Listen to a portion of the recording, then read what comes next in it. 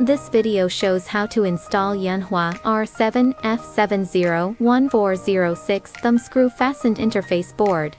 R7F701406 consists of 2 interface boards and 2 sets of screws of varying lengths.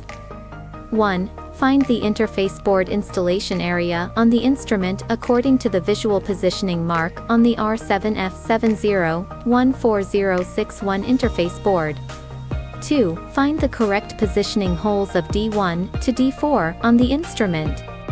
3. Align the interface board with the screw fastener holes and D1, D2 positioning points.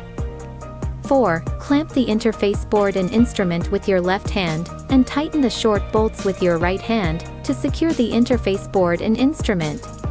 5. Align the R7F701406 interface board and pin detection points. 6. Press the interface board down with your left hand, tighten the locking screw with your right hand, the installation done. Yanhua MQB interface board has the advantages of compact size, precise pin positioning, easy installation, pin connection is firm and stable, not easy to loosen, and safe for data reading and writing. Thank you for watching.